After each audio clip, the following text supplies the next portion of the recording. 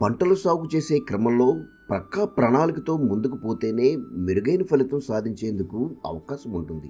రైతు సీతారామరెడ్డి అదే చేస్తున్నారు. తనకున్న భూమిలో అన్ని రకాల కూరగాయల సాగుకు నిర్ణయించుకొని దానికి అవసరమైన పక్కా ఏర్పాట్లు చేసుకున్నారు.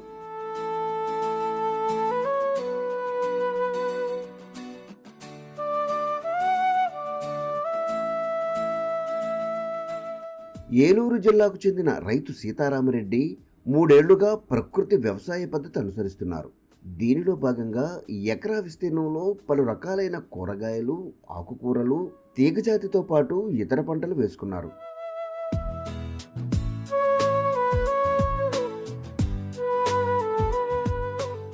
అందరికీ నమస్కారం అండి. నా పేరు సంకూరు సీతారామరెడ్డి. మాది టేకూరు గ్రామం, జీలింవెల్లి మండలం, ఏలూరు జిల్లా అండి. మాకు 1 ఎకరం పొలం ఉందండి. నేను డిగ్రీ వరకు చదువుకున్నాను. అయితే ఉద్యోగాల కోసం అన్వేషిస్తూ ఉద్యోగాలు దొరక్క తర్వాత ఒకరి కింద పనిచేసే బదులు నా చేనులో నేను పని చేసుకొని దాని ద్వారా ఉపాధి పొందొచ్చనే ఉద్దేశంతో రకరకాల కూరగాయల పంటను ఎంచుకున్నానండి. కూరగాయల పంటలు ఎంచుకొని నేను మొదటి సంవత్సరం కెమికల్ వ్యవసాయం చేస్తే ఇప్పుడు చాలామంది నాకు చెప్పారు, దీనివల్ల భూమి సారవంతం అంతా పోతుంది, ఆరోగ్యం కూడా పోతుంది. దాని తర్వాత అవగాహన పెంచుకొని 3 సంవత్సరాల నుంచి ప్రకృతి వ్యవసాయం చేస్తున్నానండి.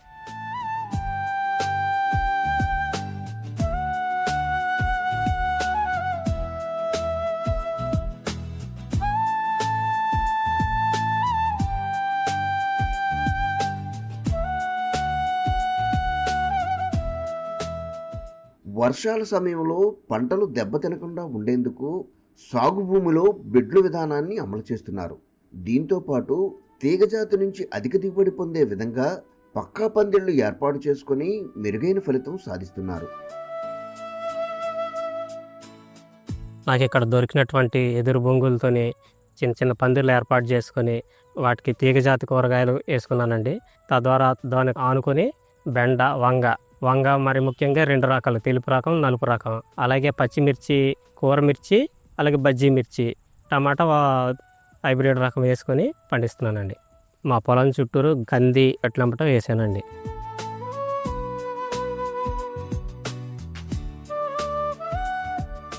వీటికి అదనంగా పోషకాలు పరస్పరం సమకూర్చుకునే విధంగా అన్ని జాతుల పంటలు వేసుకున్నారు.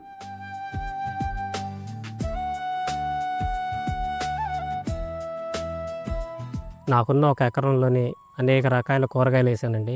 అయితే ఒకే రకమైన కూరగాయలు వేయడం వల్ల మార్కెట్ రేట్లు అనేది పైకి పెరుగుతుంటే ఒక్కోసారి బాగా డౌన్ఫాల్ అయిపోతుంటే దాని ద్వారా రైతు రకరకాలుగా నష్టపోతాడు. కనుక నేను నా ఎకరం పొలంలోని 16 రకాల కూరగాయలు ఎంచుకున్నానండి. ప్రతి 3 సెంట్లకు ఒక్కొక్క కూరగాయ రకం వేసాను.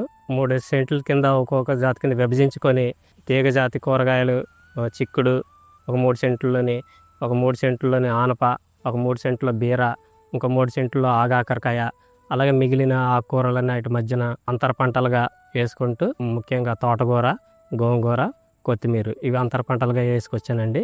పూత కాయ దశ వచ్చేటప్పటికి మళ్ళీ కొత్త రకం విత్తనాలు పెట్టి మళ్ళీ ఈ మొత్తం ఒక పంట అయిపోయేసరికి మళ్ళీ ఇంకో పంట అందుబాటులోకి వచ్చేలాగా, సంవత్సరం మొత్తంగా అందుబాటులోకి వచ్చి నాకు ఆదాయం వచ్చేలాగా నేను ప్రకృతి వ్యవసాయంలోని చేసుకుంటున్నానండి.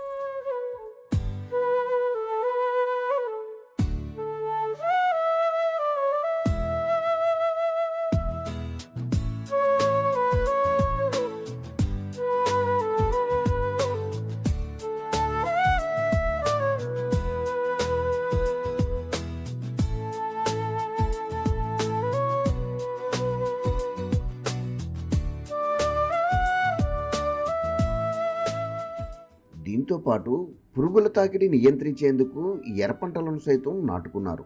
ఈ విధంగా సాగు చేసిన పంటల నుంచి మెరుగైన లబ్ధి పొందే విధంగా రైతు సాధికార సంస్థ సహకారంతో సకాలంలో కలుపు తొలగించడమే కాకుండా 15 రోజులకు ఒకసారి ద్రవజీవామృతాన్ని మొక్క మొదళ్ల వద్ద వేసుకుంటూ నేరుగా పిచికారీ చేసుకుంటున్నారు. అదేవిధంగా కషాయాలను సైతం అవసరాన్ని బట్టి పంటలకు అందిస్తున్నారు.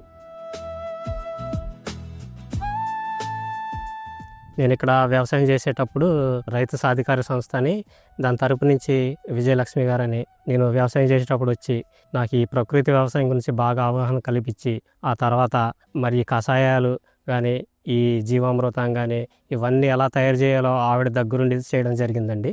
జీవామృతం తయారు చేసుకొని ప్రతి 15 రోజులకి జీవామృతం స్ప్రేయింగ్ ద్వారా కానీ మరియు మొక్కలు మొదళ్ళు పోయడం ద్వారా కానీ క్రమం తప్పకుండా మొక్కలకి అందిస్తానండి.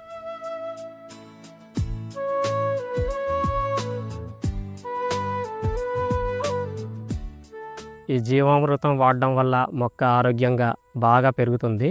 అయ్యే కాకుండా కోడిగుడ్డు నిమ్మరసం మరియు చేప బెల్లం ద్రావణం కూడా కలిపి వాటికి స్ప్రేయింగ్ ద్వారా అందించడం వల్ల మొక్క కూడా ఆరోగ్యంగా పెరుగుతుందండి. పూత పిందె బాగా నిలబడి దిగుబడి ఎక్కువ పెరుగుతుంది.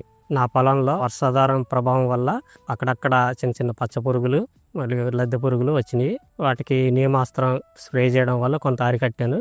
ఇంకా ఎక్కువ పురుగులు వచ్చినప్పుడు అగ్నాస్త్రం కూడా స్ప్రే చేస్తాను. నా పొలంలోని కొన్ని మొక్కలకి ఆకుముడత వచ్చిందండి. వాటికి జీవామృతంలోని పుల్లటి మజ్జిగ కలిపి స్ప్రే చేసి అరికట్టానండి.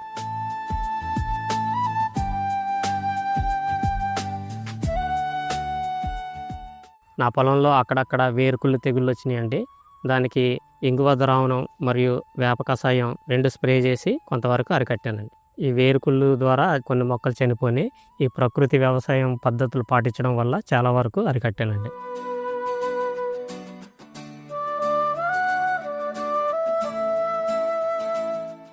ఈ క్రమంలో సాగు చేసిన పంటల నుంచి మెరుగైన దిగుబడి సాధిస్తున్న సీతారామరెడ్డి భూమి సారవంతంగా మారేందుకు దోహదం చేస్తూ తోటి రైతులకు ఆదర్శంగా నిలుస్తున్నారు.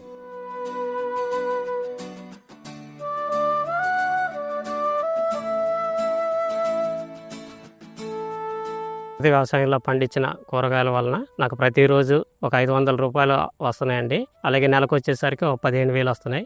ఎప్పుడైనా రేట్లు పెరిగినప్పుడు అధికంగా ఉన్నప్పుడు ఇంకొక 5-6 వేలు ఎక్కువ వస్తున్నాయండి. ఈ ప్రకృతి వ్యవసాయం చేయడం వల్ల పెట్టుబడి బాగా తక్కువగా ఉంటుంది కాబట్టి నాకు నికర ఆదాయం అనేది 10 నుంచి 12,000 వరకు నాకు నికరంగా ఉంటుందండి.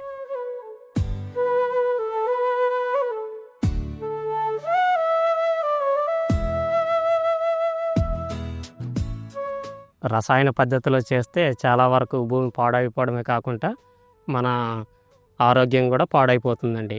ఈ ప్రకృతి పద్ధతిలో ఈ కూరగాయలు పండించడం వల్ల ఆదాయం గణనీయంగా పెరుగుతుంది. మరియు ఖర్చు కూడా బాగా తక్కువ ఖర్చుతోని కూరగాయలు పండించి నేను నా కుటుంబం ఆరోగ్యంగా ఉండగలుగుతున్నామండి. అలాగే నాకులాగా ఇంకా చాలామంది రైతులు ఈ విధానాన్ని ఎంచుకొని ఆరోగ్యంగా ఉండాలని కోరుకుంటున్నాను.